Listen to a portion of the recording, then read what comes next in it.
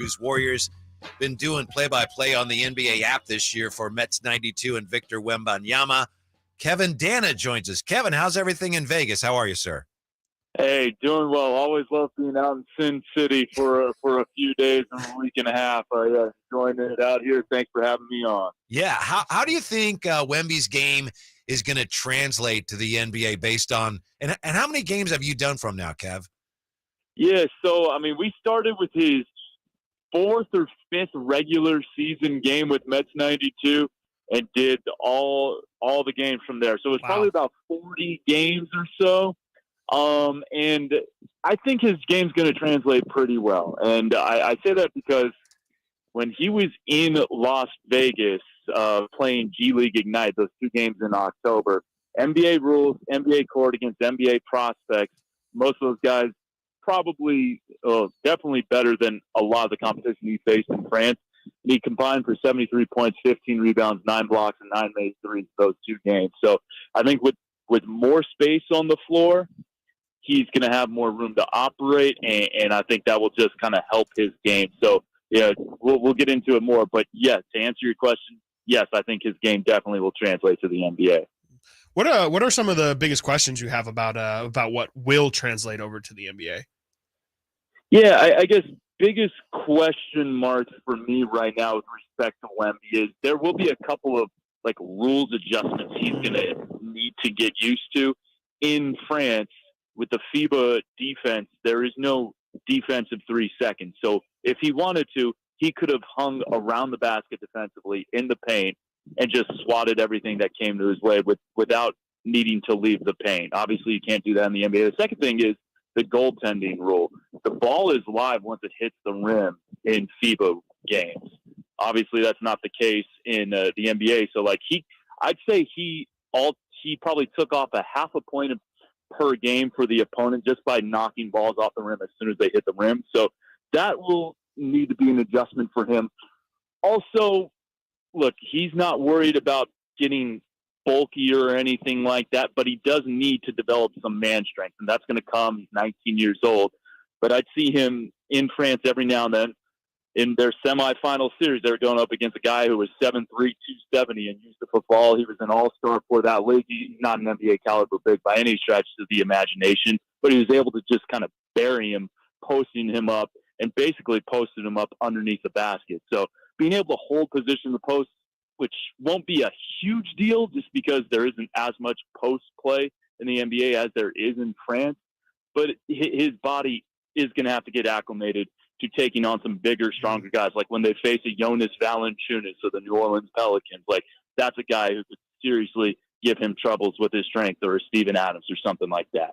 Kevin Danna, nice enough to join us, voice of the Santa Cruz Warriors, and he's been doing Victor Wembanyama's games on the NBA app here. Kev, obviously we all have certain expectations when it comes to Wembanyama. You've seen him a lot. Is there anything you saw from him while doing his games that actually surprised you? Yeah, I think he's a really good passer. Now, he's had some questionable decision-making. His turnovers were up, definitely towards the end of the season and early into the playoffs. He'd have some 6-turnover games. But he has really good court vision. He knows how to find teammates, and he makes passes that other people can't just because he's 7'5" with that 8-foot wingspan. And one example is he had a pass where he was on the left wing, and there was a defender trying to split him and his teammate in the corner, and he wrapped a bounce pass around the defender from the left wing to the left corner, and the guy hit the three.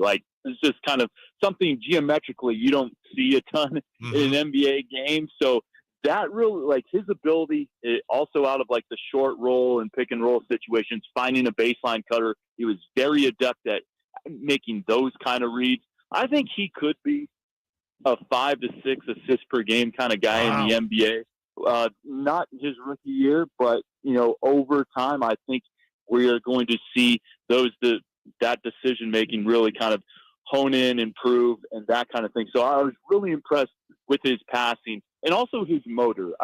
You see a guy as talented as him, 7'5". You see big guys. Sometimes it looks like they lumber around the court, and I'm not saying you're going to see Victor sprinting baseline to baseline, but I've seen him in film breakdowns guard 5 different guys on the same possession and finished it out with a closeout to a 3-point shot. So, like, he has the motor and he has the defensive IQ to really make things happen on that end of the floor, which I think we're going to see an instant impact from him defensively with the San Antonio Spurs. Kevin, obviously Victor is like a pretty unique prospect in terms of, just everything he brings to the table and his build and all of that. But if you had to try and, give him an NBA comp or a Frankenstein build, if you would, what would you say are the components of Victor's game?